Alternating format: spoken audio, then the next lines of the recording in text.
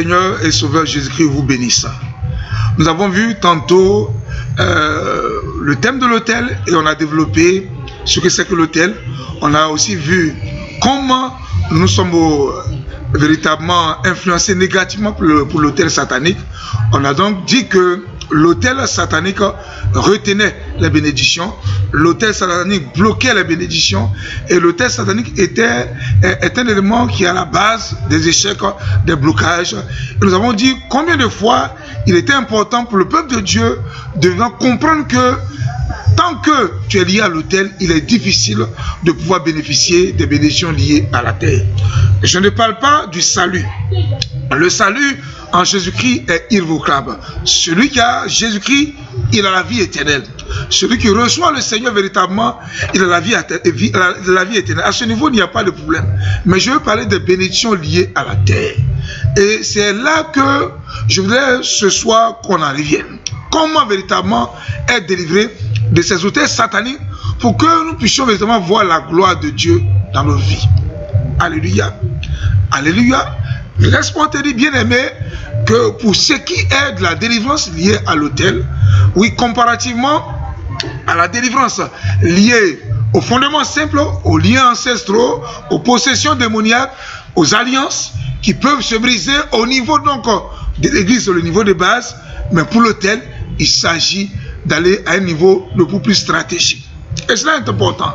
À ce niveau, avant de passer à la question essentielle, comment détruire l'autel satanique, je voudrais d'abord préciser que nous avons 4 niveaux de délivrance. Le premier niveau, c'est la délivrance du niveau de base. C'est cette délivrance qui se fait au niveau de l'église locale. Une église donnée qui organise un temps de délivrance, un temps de restauration. Les gens chassent les démons, les gens brisent les liens, les gens brisent les alliances. Cela est possible. C'est le niveau de base. Mais à ce niveau-là, il y a le niveau marin. Quand il s'agit de l'esprit des eaux. Il y a le niveau occulte. Lorsque cela fait référence au cas de la sorcellerie. Et il y a le niveau stratégique. Lorsqu'il s'agit de faire des actions prophétiques liées à des villes, à des villages, à des nations. Ça, c'est le niveau stratégique. Donc voici, grosso modo, les 4 niveaux de délivrance. On retient le premier niveau, le niveau de base. Deuxième niveau, le niveau occulte. Troisième niveau, le niveau marin. Et enfin, le 4e niveau, le niveau stratégique. Justement, la délivrance liée aux autels, oui, se situe au niveau des 3 niveaux que je viens de citer. Quand il s'agit du niveau occulte, du niveau marin, du niveau stratégique, les autels interviennent. Les autels interviennent. Frère, laisse-moi te dire que beaucoup de frères et sœurs viennent dans nos communautés. Leur problème ne se limite pas seulement au niveau de base. Si nous nous contentons de rester au niveau de base, il va sans dire que ces personnes ne seront pas épanouies et ils ne verront pas la gloire de Dieu dans leur vie. C'est pourquoi, à côté du niveau de base, il faut aussi avoir recours au niveau soit occulte selon le besoin, au niveau stratégique selon le besoin, au niveau marin selon le besoin. Dès lors, comment être délivré des autels sataniques? Je voulais d'abord dire, de prime abord, que pour être délivré de l'autel satanique, la première étape constitue la recherche des informations. Oh oui, il faut connaître qui est ta famille paternelle. Il faut connaître qui est ta famille maternelle. Il faut faire des recherches par le Saint-Esprit. Il faut interroger les parents. Il faut avoir des entretiens avec les parents. Mais dans ma famille, qu'est-ce qu'ils ont adoré comme Dieu? Dans ma famille maternelle, qu'est-ce qu'ils ont adoré comme Dieu? Dans ma famille paternelle, qu'est-ce qu'ils ont adoré comme Dieu? Cela est important.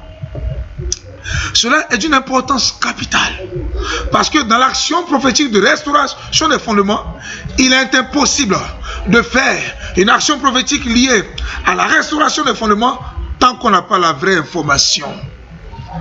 Tant que tu n'as pas la vraie information, il est difficile pour toi d'aller vers un autel donné. Parce que pour la restauration des fondements, pour ce qui est de l'autel, il faut avoir la vraie information. C'est pourquoi, bien-aimé, toi qui m'écoutes ce soir, toi qui me vois à travers le monde entier, laisse-moi te dire que la première étape consiste à rechercher les informations. Soit auprès des personnes ressources. Ça peut être ton père Sylvie, ça peut être ta mère, un oncle, une tante, une famille alliée ou dans la prière par le Saint-Esprit. Et Dieu est tellement bon, Dieu est tellement fidèle, Dieu veut tellement que les enfants de Dieu soient libérés que tu auras l'information concernant ta famille, aussi bien paternelle que paternelle. Cela est très important. Parce qu'on ne saurait aller dans un lieu donné pour démolir l'autel, pour retirer ton nom dans l'autel, si on n'a pas réellement le type d'autel dont il s'agit, à quoi l'autel a servi, pourquoi on adorait tel fétiche, pourquoi on adorait tel eau. Si on n'a pas cette information, il va sentir qu'il sera difficile pour nous de pouvoir faire un travail sérieux.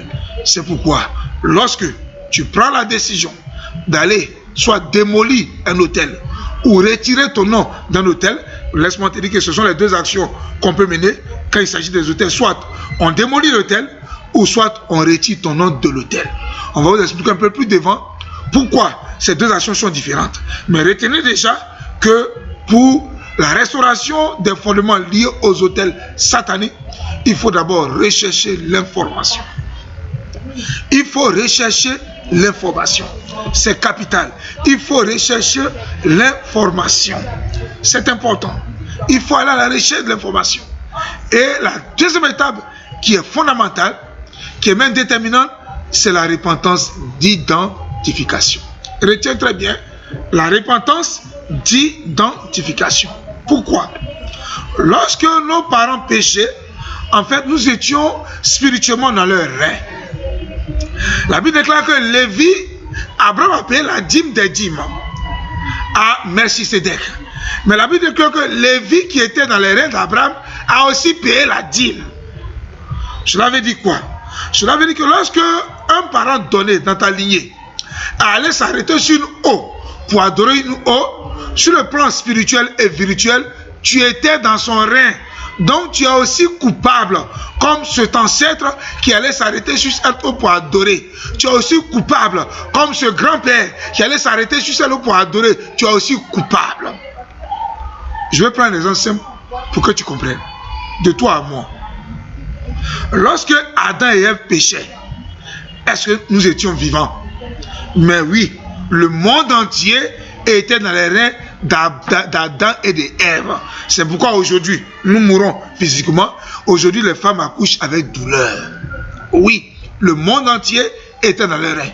Donc, lorsque un père prend la décision d'aller adorer une eau, l'enfant même qui ne vit pas sur le plan physique est dans les reins.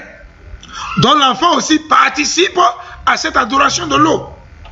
Si c'est une fille, elle est dans les reins de sa mère, elle participe à l'adoration de l'eau. C'est pourquoi, quand tu veux la restauration de tes fondements liés aux autels sataniques, il faut dire, comme Néhémie l'a dit dans Néhémie 1, versets 5 à 11, moi et ma famille, nous avons péché contre toi. Ah oui, moi et mes parents, nous avons péché contre toi. C'est pourquoi, Seigneur, je suis aussi responsable que mes parents. C'est pourquoi je demande pardon à cause du sang de l'agneau. Oui, Dieu prend plaisir à de telles prières. Le problème qu'on a eu souvent, il y a eu des versets qu'on a changé de contexte. Oui, c'est celui qui pêche qui mourra. Mais il y a un contexte de ce verset. Il y a un contexte. On entend des gens dire, celui qui pêche, c'est celui qui mourra. Frère, ils ont péché. Mais on continue de subir les conséquences de leurs actes. Oui, Jérémie pouvait dire, nos parents ont péché, ils ne sont plus. Mais c'est nous qui portons la peine de leurs iniquités. C'est réel. Pourquoi? Parce que nous étions dans leur rein. On était dans leur rein. Nous sommes aussi coupables. C'est pourquoi, quand dans la démarche de la restauration des fondements, quand tu as les informations, quand tu connais la réalité de ta vie, quand tu connais l'arrière-plan de ta famille, il faut maintenant passer à la deuxième étape, qui est la repentance d'identification, qui consiste à t'identifier à ce que tes parents ont fait. C'est pourquoi ça porte le nom de repentance d'identification. À t'identifier pour dire oui, moi et ma famille, nous sommes coupables. Seigneur, j'étais dans les reins de mes aïeux maternels lorsqu'ils adoraient cette eau. Je suis aussi responsable. Je demande pardon à cause du sang de l'agneau. Alléluia. Alléluia. C'est une réalité vraie. Frère, c'est une réalité. nos parents, de manière volontaire par ignorance, nous ont condamnés. Aujourd'hui, pendant que je suis en train de parler, tu m'écoutes, tu m'entends. Il y a des enfants qui sont dans le terrain. Tu es certainement chrétien. Ces enfants qui sont dans le terrain participent à la nature divine comme toi. Participent à la régénération comme toi. Lorsqu'ils verront le jour, un jour, de manière miraculeuse, tu verras que ce sont les enfants qui seront disposés aux choses de Dieu. Ils seront disposés à aller à l'église avec toi. Ils seront contents de te suivre à l'église. Mais c'était le contraire chez nos parents. Ils allaient chez les commiens, on était dans les reins. Ils allaient chez les féticheurs, on était dans les reins. Ils adoraient les lots, on était dans les reins. Ils adoraient les montagnes, on était dans les reins. Ils adoraient les bois, on était dans... Et c'est tout ça qui nous condamne aujourd'hui. C'est une réalité. C'est pourquoi arrête de te cacher derrière certains versets dont tu ne connais pas le contexte et que tu appliques de manière systématique qui n'est pas vrai. Oui, il n'y a plus de condamnation pour ceux qui sont en Jésus-Christ. La Bible déclare dans Romains 8, verset 1 qu'il n'y a plus de condamnation pour ceux qui sont en Jésus-Christ. Mais est-ce que tu sais à qui ce verset est adressé? Pour nous, Africains, on n'a pas un arrière-plan monothéiste, on a un arrière-plan polythéiste. C'est-à-dire que nos parents ont servi plusieurs dieux et jusqu'à aujourd'hui, ils continuent de servir ces dieux-là. Et ils continuent d'invoquer ton nom à l'autel. Ils continuent de faire des vœux, des alliances en ton nom à l'autel. Donc tu ne peux pas te cacher derrière Romains 8, réciter ça, faire de ça une récitation et pense que c'est terminé. Ce n'est pas possible. Oui, il faut comprendre que quand tu es dans cette démarche, que tu as l'information, que tu as répertorié les forteresses que j'appelle les dieux petits dés de ta vie, il faut maintenant dans le jeûne et la prière passer par la repentance d'identification. Retiens très bien. Je n'ai pas parlé de la repentance personnelle, je parle de la repentance d'identification. C'est-à-dire que tu t'identifies à tes parents. Moi et ma famille, nous avons péché contre toi. Alléluia. Comme référence biblique, on peut prendre Néhémie 1, verset 5 à 11, allez voir.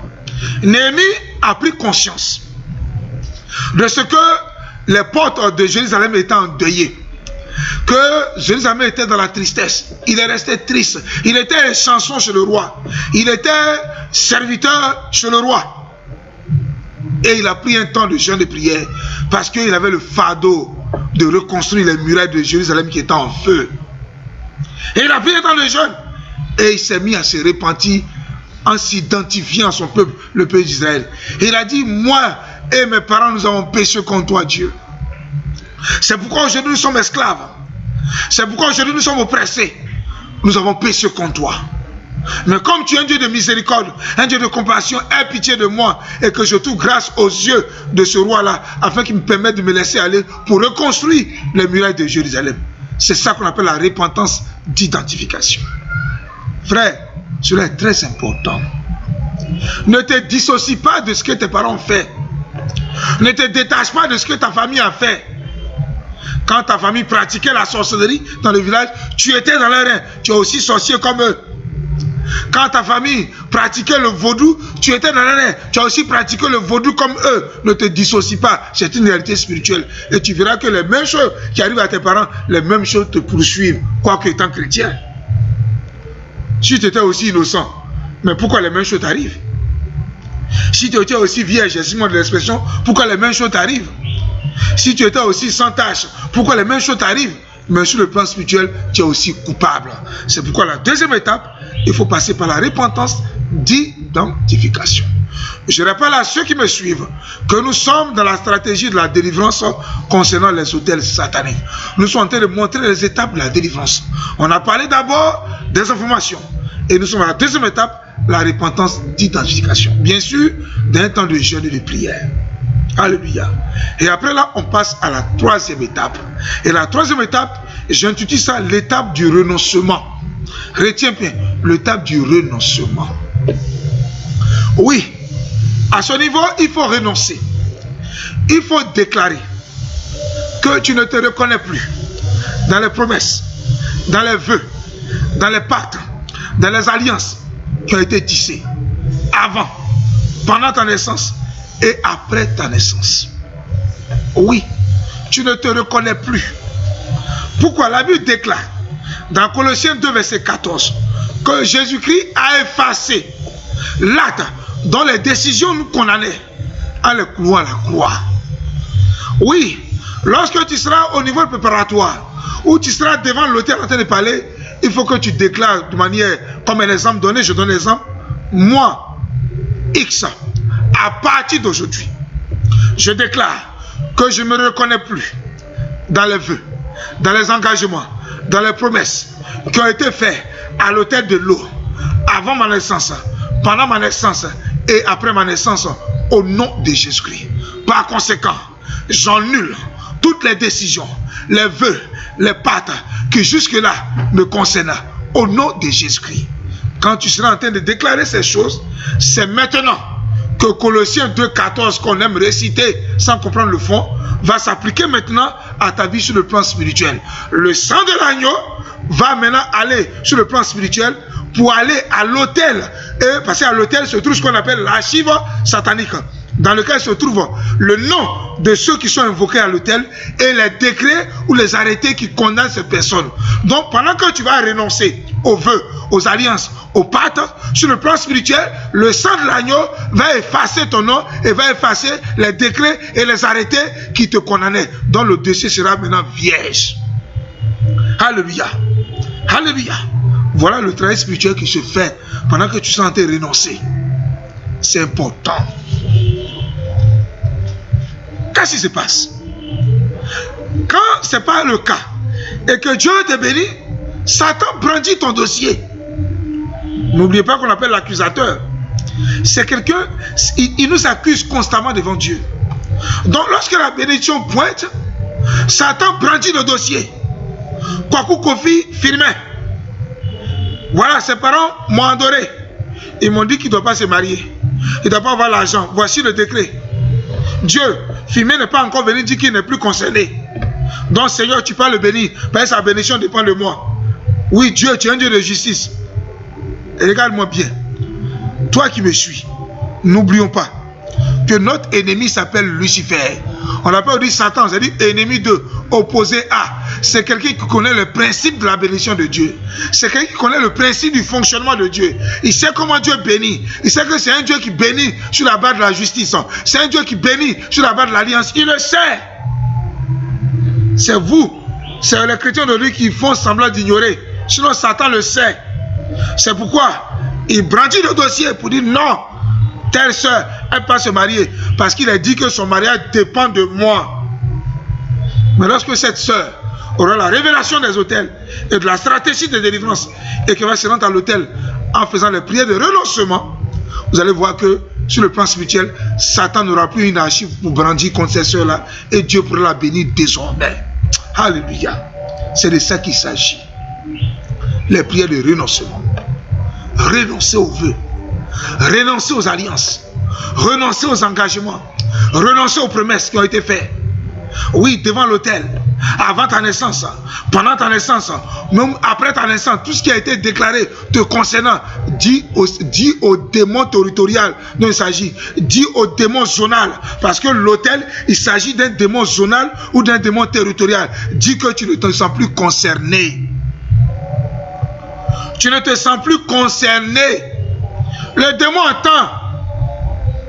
Le démon entend ce que tu dis. Dis-lui que tu n'es plus concerné. Et c'est à partir de là que la parole de Dieu s'accomplit dans ta vie. Je voulais que nous puissions aller progressivement, parce que c'est un enseignement long.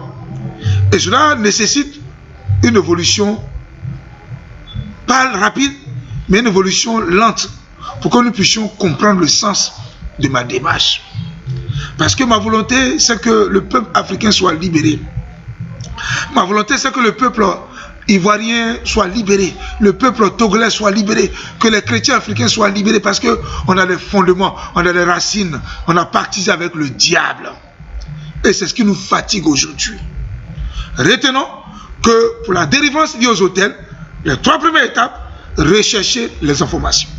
Soit dans la prière par le Saint-Esprit, soit en interrogeant des parents qui vivent, des familles alliées. Dans tous les cas, si tu es sincère, que tu auras l'information. Deuxième étape, la repentance d'identification. Et troisième étape, le renoncement. Il y a encore d'autres étapes, mais je voudrais ce soir qu'on retienne cela. Qu'on retienne. Et que déjà, tu te prépares. Laisse-moi te dire que la différence de la possession. À la différence des alliances ou bien des liens simples, pour ce qui est de l'autel, il faut que la personne concernée effectue un déplacement avec un homme de Dieu qui s'y connaît, qui a la révélation et qui vit dans la vérité est le Seigneur. Il faut que vous effectuez un déplacement vers l'autel. Oui, pour l'autel, celui qui te dit qu'on combat l'autel à distance, il ne te dit pas la vérité. Parce que à la différence du Saint-Esprit, Satan et ses démons ne sont pas omniscients, ils ne sont pas omniprésents. En termes clairs, les démons ne savent pas tout, ils ne sont pas partout à la fois. Le Saint-Esprit, il est omniscient, il est omnipotent, il est omniscient, omnipotent, omniprésent. Or, le démon de l'eau que ton père a invoqué, il est dans une zone donnée, il est dans un territoire donné. C'est pourquoi on appelle un démon zonal ou un démon territorial.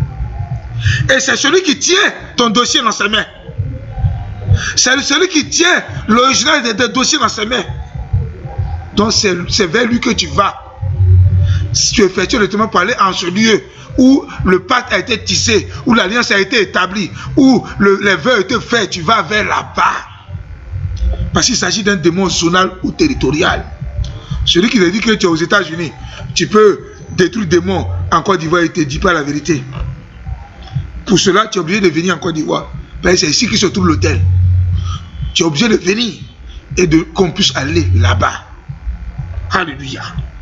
Et tu verras qu'il y aura des choses merveilleuses dans ta vie. Je suis en train de dire cette vérité. C'est un fardeau pour moi. C'est un fardeau parce que moi-même, je suis un exemple édifiant de ce que c'est que la délivrance liée à l'autel. Je pense que dans la prochaine session, où on va aller en profondeur dans la délivrance, je vais te rendre mon témoignage. Ça va te toucher. Et tu vas comprendre qu'on a tous intérêt à sortir des hôtels sataniques. Notre ministère en dépend. Notre mariage en dépend. La personne de nos affaires en dépend. Notre santé en dépend. Notre intimité avec le Seigneur en dépend. Et par ricochet, notre salut en dépend. Parce que l'autel pousse des gens à rétrograder. L'autel amène des gens à sortir de la voie de Dieu. L'autel amène des gens à aller se compromettre avec des puissances mystiques, avec des loges mystiques. Donc, nous en dépendons. C'est pourquoi retiens bien déjà ces 3 premières étapes et nous verrons très prochainement. Que le Seigneur te bénisse. C'est un plaisir pour moi.